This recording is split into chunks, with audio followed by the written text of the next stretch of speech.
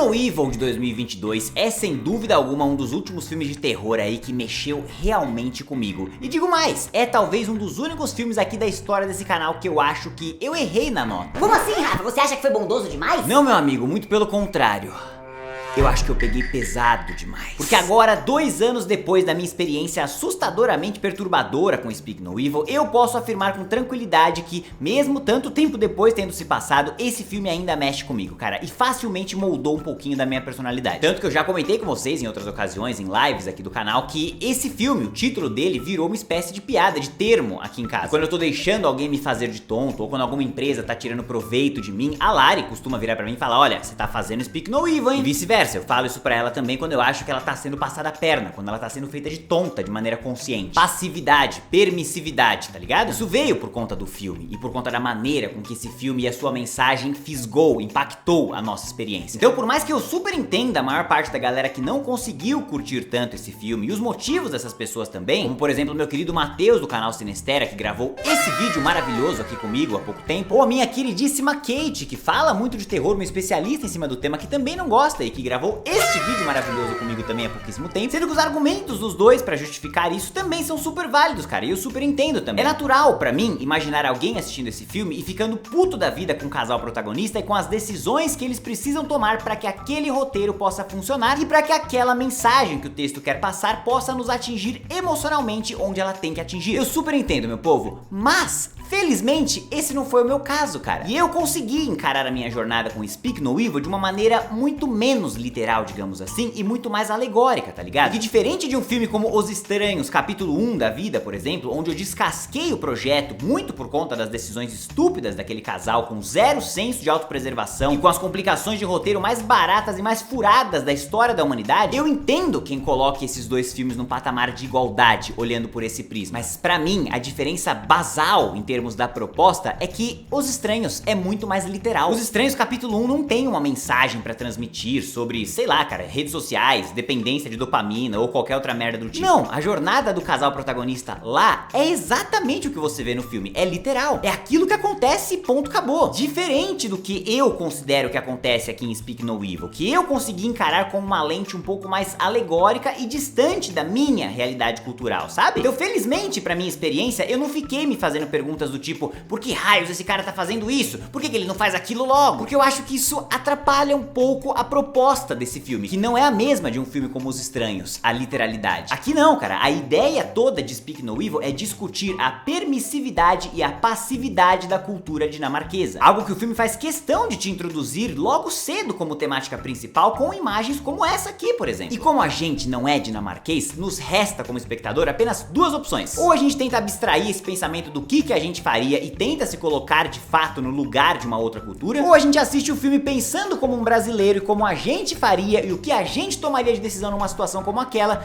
E aí provavelmente você vai ficar putaço com a experiência que você vai ter com aquele casal tomando aquelas atitudes. Mas eu não considero a segunda opção muito correta não. Porque assistir esse filme usando a nossa lente social e cultural brasileira e usar disso como crítica ao filme, cara, pra mim é a mesma coisa que assistir Casamento às Cegas Japão e reclamar que lá eles não saem dando beijão de língua e metendo a mão na bunda de todo mundo. Faz muito sentido, isso jamais aconteceria. Não faz parte da cultura deles. E talvez muito por conta desse ser o tema central do filme, a permissividade cultural e até onde você consegue conduzir uma situação estranha sem surtar ou impedir algo pior de acontecer, mesmo com todos os sinais do mundo de que existe algo muito errado acontecendo. Eu devo admitir pra vocês que eu estava muito curioso em saber como que um remake americano lidaria com essa premissa. Porque a chance deles errarem com um filme que tem um material base tão bom como Speak No Evil era muito pequena. Sempre existe a chance, e nunca vamos duvidar da capacidade de Hollywood em conseguir estragar coisas que vêm praticamente pronta pra eles, mas da mesma maneira que um The Last of Us, por exemplo, que tem um material base rico e muito bom, seria também muito difícil conseguir transformar a experiência de Speak No Evil em algo catastroficamente ruim. Tanto que eu já adianto pra vocês que esse não é o caso aqui. Felizmente não é o caso aqui. Mas voltando ao ponto da premissa e como eles lidariam com essa premissa em um remake americano, você concorda comigo que no momento em que você tira da equação o fato de que a gente tem um casal dinamarquês e um casal holandês interagindo, e aí você substitui isso por 4 americanos, parte da discussão automaticamente fica muito mais difícil de ser conduzida? Pois bem, esse era principalmente o motivo pelo qual Não Fale o Mal de 2024, esse remake aqui,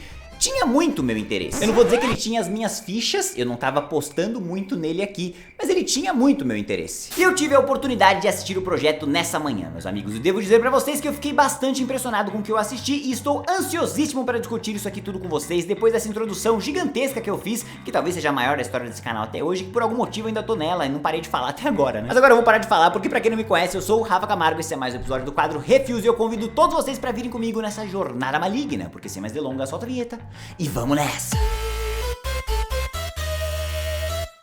Muito bem, meus queridos e minhas queridas, antes de começar, já quero te agradecer por ter clicado aqui na minha carinha mais uma vez. Seja muito bem-vindo, é claro, se essa for a sua primeira vez no canal, não se esqueça de deixar o like aqui embaixo, se inscrever no canal, é claro, ativar o sininho de notificações e, é claro, não deixa de conferir também o quadro Cheer Rafa, um quadro exclusivo para membros aqui do canal. Então, se você quiser ter acesso a esse conteúdo exclusivo, vire membro, é baratinho, confere os pacotes aí que você não vai se arrepender. Mas eu sei que não foi para nada disso você clicou aqui, você quer me ver falar e talvez, possivelmente, metralhar Não Fale Mal de 2024.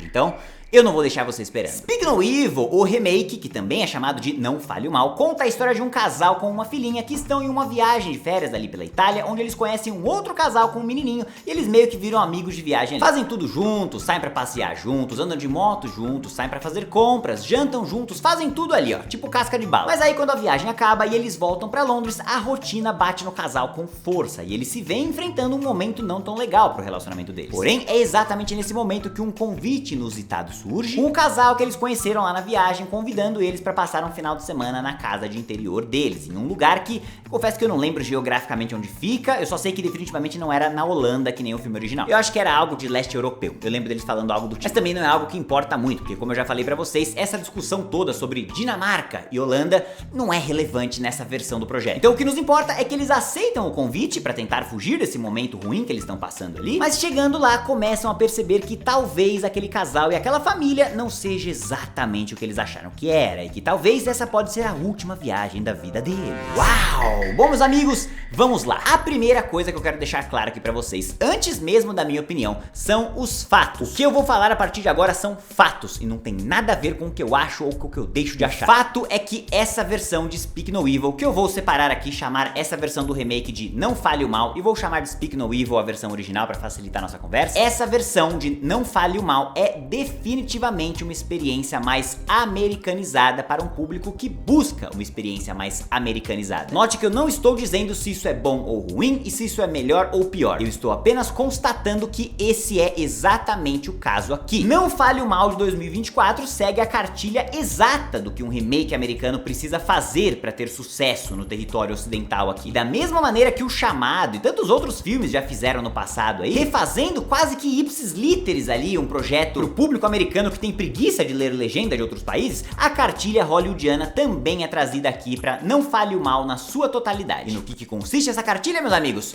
Muito bem, vamos lá. Lição número 1, meus amigos. Nós temos que ter uma trama muito mais mastigada, com muito menos margem pra interpretação. Então, se lá no original a gente vai ter algumas lacunas deixadas pelo texto, propositalmente vale reforçar, para que você possa preencher aquelas lacunas com aquilo que mais te apavora, ou até com aquilo que mais te conforta, sei lá eu. Aqui no remake, obviamente, isso não vai acontecer, porque isso é um remake americano. Então aqui, absolutamente tudo que você precisa saber vai ser respondido no filme, pra você não ficar com dúvida nenhuma do que você acabou de assistir. Lição número 2, meus amigos. Um remake americano precisa obrigatoriamente ter o clima de cada uma das cenas muito bem definido, pro espectador não ficar confuso sobre o que ele deveria sentir. Então, se lá no original a atmosfera do terror só ia se intensificando por conta de uma escrita muito inteligente, vale reforçar, que misturava constrangimento, humor, aflição, tudo junto ali, sem deixar você exatamente saber o que era pra você estar sentindo, talvez justamente por não saber exatamente o que sentir, vinha aquela sensação constante de angústia e ansiedade, quase que te colocando na pele do protagonista, do tipo...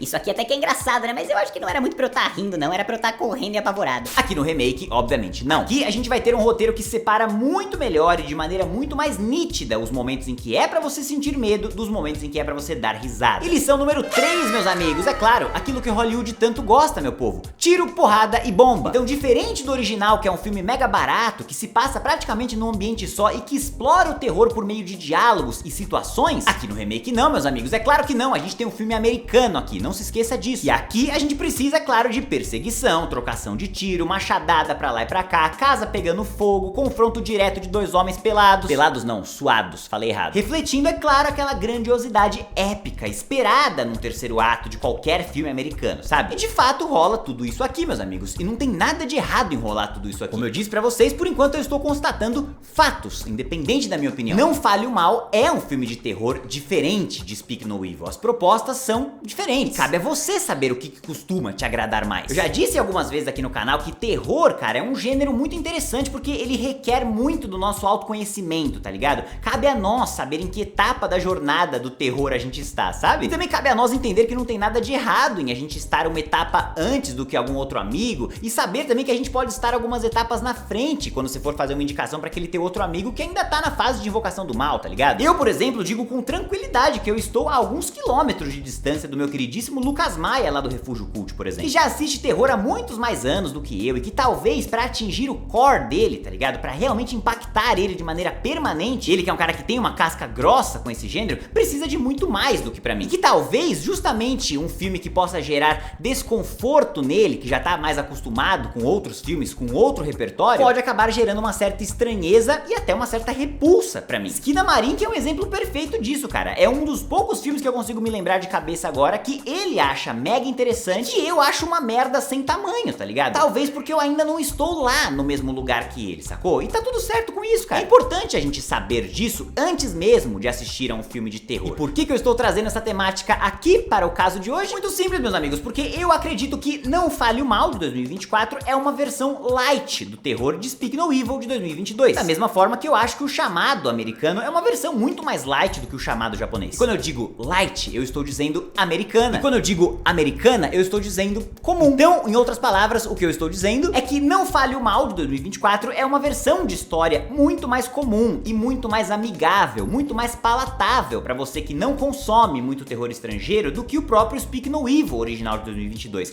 que é mais estranho, que é mais contemplativo, que é mais interpretativo e brutal. Inclusive, esse é um ponto que eu também acho que não é uma questão de opinião e eu acho que eu estou cuspindo fatos aqui. Speak No Evil é, sem dúvida alguma, muito mais brutal do que a experiência com Não Fale o Mal. E eu ouso dizer que daqui 10 anos, mais ou menos, ainda vai ter gente colocando Speak No Evil de 2022 nas listas de filmes mais perturbadores, com finais mais brutais, sei lá, enquanto esse remake aqui vai acabar caindo no esquecimento de um bom filme, vale reforçar, mas que foi legal na sua época ali e meio que nada mais, tá ligado? Epa, Rafa, como assim? Um bom filme? Você tá elogiando isso aqui? Sim, eu estou elogiando. Mas eu tava achando que você ia meter o pau nesse remake. Pois achou errado, meu querido, porque acima de tudo, eu procuro ser justo. Talvez um bom filme seja um termo meio forte, vai, mas no mínimo eu vou dizer que eu achei esse remake bastante competente pra nova proposta que ele tenta trazer, é claro. Um desafio de ter que contar essa história tirando o aspecto cultural da jogada. Algo que eles inteligentemente tentam substituir, trazendo um novo subplot envolvendo uma traição. Então, sem dar spoiler pra vocês, vamos dizer que o problema da permissividade do casal agora não mais é a questão cultural da Dinamarca, e agora o motivo é que rolou uma espécie de traição ali e isso tornou uma das pessoas do casal ali em alguém muito mais apático e muito mais permissivo. Aí você me pergunta, Rafa, gostou dessa saída de roteiro? Você acha que ela funciona? Cara, eu não acho ela ruim, tá ligado? Até que é boa. Se tivesse uma arma apontada pra minha cabeça falando que eu preciso escrever um remake pra esse filme e que eu não posso trazer o aspecto cultural aqui pra dentro,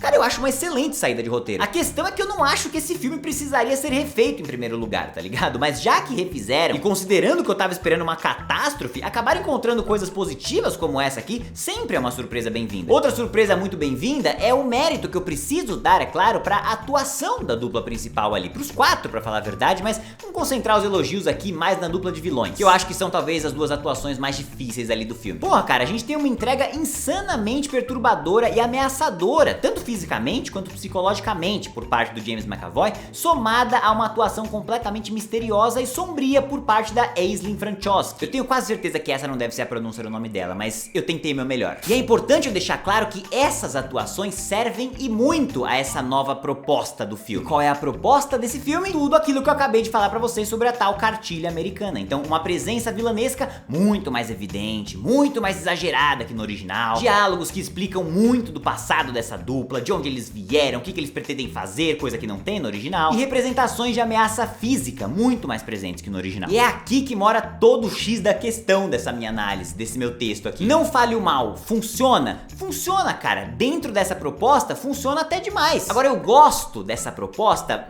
Não, cara, eu não gosto tanto dela. Eu prefiro muito mais a outra. Eu acho a outra muito mais impactante. Eu prefiro infinitamente mais a sutileza do original, que entrega o drama do protagonista no olhar, na maneira com que ele olha pra aquele outro cara que meio que é tudo que ele queria ser. Ao contrário das obviedades americanas que sempre rolam nos remakes e que rolam aqui também, como por exemplo uma cena em que ele pega um livro, deita na cama do lado da sua esposa e tem que falar. Ah, meu amor, esse livro aqui foi aquele cara que me deu, sabe? Aquele cara que eu admiro muito. Um outro exemplo bom que eu posso dar pra vocês é a cena do casal decidindo viajar, que no original é basicamente o marido e a esposa conversando e concluindo que não é uma boa ideia. Aí depois a gente tem um enquadramento do marido olhando a foto deles 4 lá na geladeira, se não me engano, e a gente já pula pra eles viajando pro local de barco, um destaque grande pra bandeira da Dinamarca, que é o lugar da onde eles estão saindo, é a cultura a qual eles estão saindo com, dando a entender que rolou uma conversa do casal a respeito da tomada de decisão de ir viajar. Mas a gente não precisa ver ela, a gente consegue imaginar que o marido insistiu mais um pouco, porque pra ele era importante. Algo completamente diferente, é claro, do remake, em que eles vão precisar ter uma conversa e a gente vai precisar ter uma cena deles chegando juntos na conclusão de que eles vão viajar. Como se a gente não fosse capaz de entender que eles tomaram a decisão juntos se a gente não visse eles tomando a decisão juntos, sacou? Tem um último momento que eu acho que representa isso com perfeição, que é a cena da mulher vegetariana lá comendo carne, né? Em que no original o cara estranho lá sabe que ela é vegetariana e oferece carne pra ela com muita sutileza. Ela vira pra ele e responde, vale destacar, ela fala não, e aí ele passa a explicar pra ela o porquê que é importante que ela prove a carne, que ela não seja desrespeitosa, manipulando ela e conquistando o poder daquela situação sem precisar demonstrar o poder de fato que ele está conquistando na situação. E aqui no remake é óbvio que isso não acontece. A gente tem a mesma cena, só que ela é toda teatral, com o James McAvoy quase sambando em cima daquele pato lá antes de oferecer pra ela, e com ela também aceitando de cara, mas por conta dessa ameaça física que ele representa. Ela não chega a dizer eu não quero, pra ele ter que insistir. Não, ela já aceita de cara, porque ele é ameaçador oferecendo aquilo pra ela. Então ela come e cospe logo na sequência, tá ligado? E eu acho que essa cena talvez seja um bom exemplo pra representar pra vocês que, tipo assim, funciona. É uma boa cena, ela é funcional pra representar a tomada de poder que tá acontecendo. Ela só não é sutil. E considerando que eu já vi uma mesma cena como essa de uma maneira muito mais sutil, eu não tenho como negar pra vocês aonde está a minha preferência. Mas caso você seja um consumidor de remakes americanos, eu vou deixar bem claro pra você, tá no original. Sendo que eu poderia continuar citando aqui 1 milhão de exemplos de momentos do filme original que me marcaram, cara, e que super funcionaram comigo e que estão aqui no remake, mas que as mudanças de tom adotadas ali, mais exagerado, mais escancarado ali, acaba tirando parte da minha experiência como espectador de preencher as lacunas e talvez por conta disso elas acabam não se tornando marcantes ou impactantes. Eu poderia citar muitas mais, mas eu não vou fazer isso porque eu entraria em território de spoiler. Principalmente porque o terceiro ato desse filme é completamente diferente do original e eu não quero estragar a tua experiência nem com esse filme e nem com a do original. Quem sabe futuramente eu não traga aqui pro canal um projeto antigo que eu tenho de trazer um plano sequência duplo, comparando os dois filmes ali, cobrindo os dois de uma só vez, mas eu não vou prometer nada disso pra vocês porque eu já tô cheio de plano sequência na fila, né? Só aqueles filmão de qualidade, inclusive, né? É só aqueles filmes que eu tô maluco pra assistir. A gente tem Silvio na frente, a gente tem Armadilha e a gente tem Hellboy.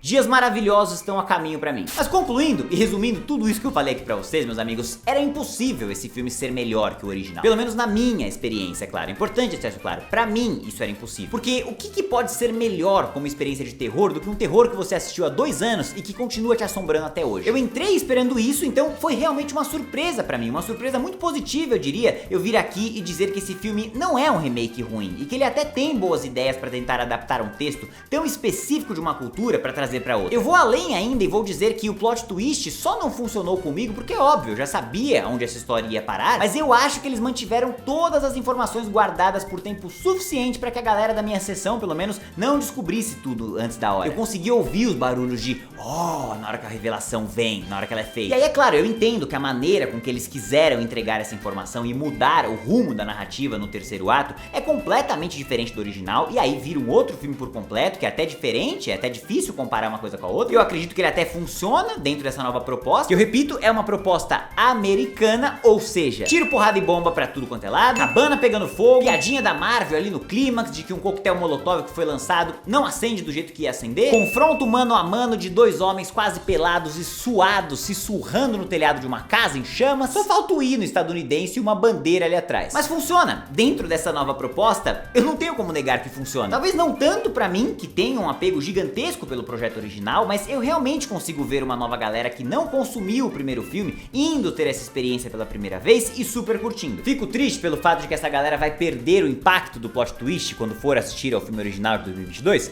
Fico, mas ainda assim eu acho que são dois filmes bastante diferentes, que partem do mesmo ponto de partida ali, tem muitas cenas próximas entre si, mas que principalmente nessa reta final buscam objetivos completamente diferentes e que talvez por isso consegue justificar a sua própria existência. É uma nova proposta, que visa um outro objetivo, visa talvez até um outro público. Um desses filmes visa te marcar e te traumatizar pra todo sempre, e o outro visa você sair de uma sessão satisfeito, com uma boa experiência de terror, falando que super se divertiu. Um desses filmes é sombrio e quer fazer você chorar na hora que os créditos baixarem, e o outro é mais otimista, o outro quer que você saia feliz, sorrindo e aliviado com tudo aquilo que você presenciou. Um desses filmes é sutil e perturbador pelos detalhes, enquanto o outro é épico e grandioso. E eu acho que já tá claro aqui qual que eu gosto mais, né? Mas isso definitivamente não tira o mérito do outro, meus queridos, que consegue entreter, deixar tenso, criar angústia de uma maneira diferente, é claro, honrando o título recente aí que eu tô ouvindo pra muito filme de terror que nem esse, que é Um Bom Terror Shopping Center. Acho excelente esse título, inclusive, eu adoro usar ele. Então pra mim, esse é um exemplo perfeito de um excelente terror shopping center, bem formuladinho. Talvez o excelente eu peguei pesado demais, né? Deixa eu refazer essa parte. Então pra mim esse é um bom exemplo de um terror shopping center bem formuladinho, que consegue trazer os aspectos do original com qualidade, apresenta uma nova proposta e não faz nenhuma merda gigantesca ali que consegue me deixar puto. Acredito que tem dois tipos de pessoas que vão ter uma boa experiência com esse filme, talvez quem nunca viu o original, e aí eu só sinto muito pelo fato de você perder a experiência primeira com o original, mas faz parte, vai fazer o quê? E também acredito que vai agradar aquela galera que não conseguiu imergir tanto com o primeiro filme, achando que as decisões dos protagonistas foram muito burras e tudo mais. No entanto, eu também acredito que pra nós que tivemos uma experiência extremamente marcante com o filme original, é seguro dizer que não falhe o mal,